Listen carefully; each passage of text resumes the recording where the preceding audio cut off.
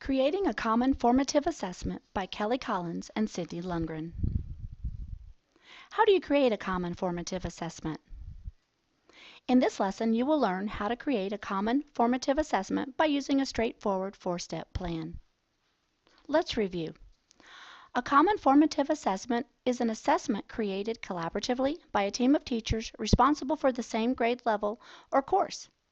Power standards are standards that are identified to be the most critical for students to know and be able to do.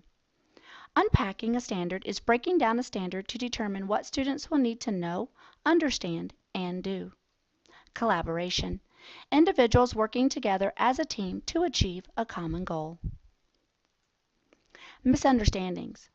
Some misunderstandings about common formative assessments are: any formative assessment is a common formative assessment.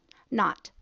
A common formative assessment must be collaboratively agreed upon, administered in a common time frame, evaluated collaboratively, and used to drive further instruction. Step 1. Identify the standards to be addressed. Unwrapped standards should be a power standard. This is an example of a template used to unwrap the standard. Once you have identified and unwrapped the standard, skills addressed in the CFA should be decided upon collaboratively. Step 2. Decide to create or not to create. Many potential CFAs are embedded in the curriculum. You don't have to reinvent the wheel. If you are working collaboratively with your team, you have many options. Use something embedded like a workbook page or assessment. Use parts of an existing workbook page or assessment and add additional questions as needed.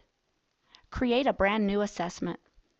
Keep in mind that when your grade level team decides on a CFA, the pre and post test are the same assessment, and the midpoint assessment can be as simple as an agreed upon workbook page or exit slip. Step 3. Develop a criteria of success. Rubrics for evaluating common formative assessments need to be specific and also need to clearly articulate what a proficient, basic, and below basic answer would look like. As you develop the rubric with your team, always keep in mind what your purpose for assessing is. It is beneficial for the team to take the assessment themselves. This may help you predict how students will answer questions and what misconceptions they may have. Proficiency is what you would expect from the students at your grade level and is based upon current state standards. Step 4. Timing is everything. Remember, CFAs are designed to drive your instruction. Therefore, assessments, meetings, and determining next steps should be conducted in a timely manner to be effective and benefit the students. Additional guidelines for administering the CFA. CFAs must be given to all students. We must honor IEPs. Decide with your team when to administer the CFA. Schedule a time to evaluate, discuss, and determine instructional next steps.